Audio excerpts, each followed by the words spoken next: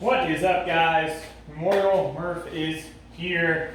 Gonna lay out some options for you. Also gonna tell you probably the best way to go about warming up for this workout. Number one thing is Memorial Day, which I think the purpose of is remembrance and reflection of those who served our country in any form of capacity that allows us to do what we do today.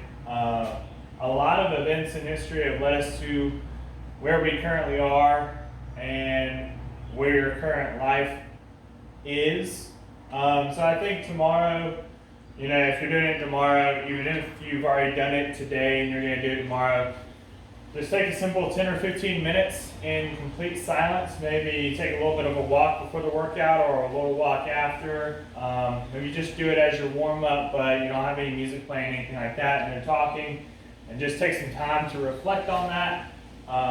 Maybe you have something that's close to you in your family history that you want to reflect on that ties into Memorial Day, or even not. Maybe something that you just know and that you've learned and that really just kind of resonates with you. So take that time to remember and reflect, because I think that is an important thing to do.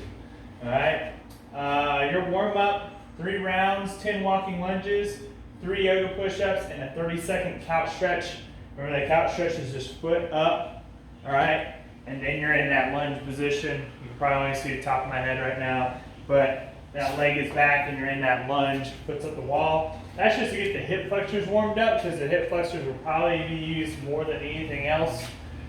It's your braking system for your air squats, and it's part of your braking system for your running. So every time you run, that hip flexor cuts on to stabilize the quad and balance everything down to the knee. So that's going to get used a lot. So make sure you warm that up properly. I apologize if I'm in and out of the camera. All right. If you have the ability to do pull-ups, go ahead and add in a 10-second hang from the pull-up bar here and a couple of pull-ups. Now, how to go about attempting Murph. I would really focus on your runs. Okay, as far as the runs go, dude, if you're walking them, you're walking them. You know what I mean? It's a bigger reason than yourself today. So it doesn't really matter how you get those done. Just push it to the best of your abilities. All right, so if it's a 1 mile walk, that's what you got. That's what you got. All right. It's like one of those workouts where I tell people, hey, you should scale it to try and finish under an hour. But if it's taking you longer than an hour, that doesn't mean that you messed up or you should stop. Keep going. You got 100 pull-ups, 200 push-ups, 300 air squats, 1 mile. How you partition is up to you.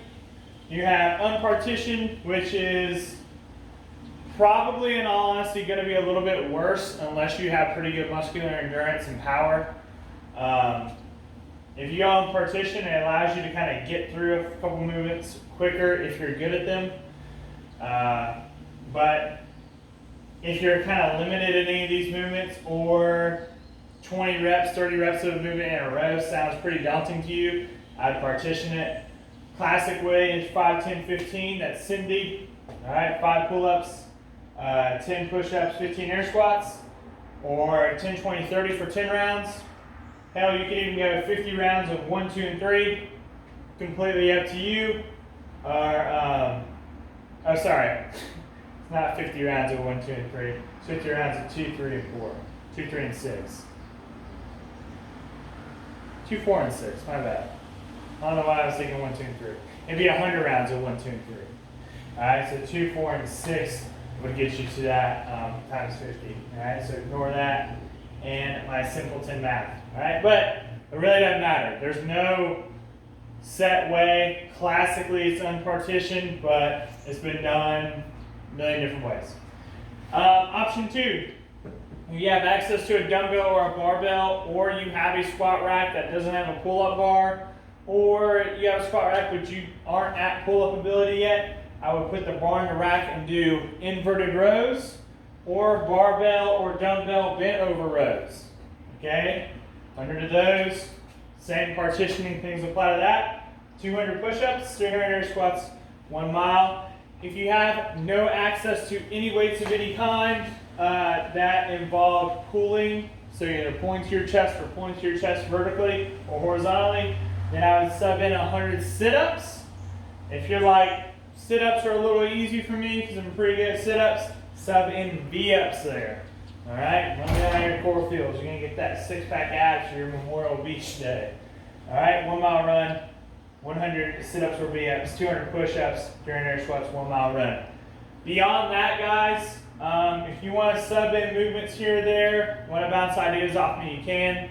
I've had a couple of members already shoot me what they did. They kind of switch movements around. Totally cool. All right, it's an awesome workout. It doesn't have to necessarily be done as written. Things can be changed and modified just like anything, but the reason you're doing it is the big reason. It's not just to remember Michael Murphy, Lieutenant Michael Murphy, but all those who served our country and gave their life for it.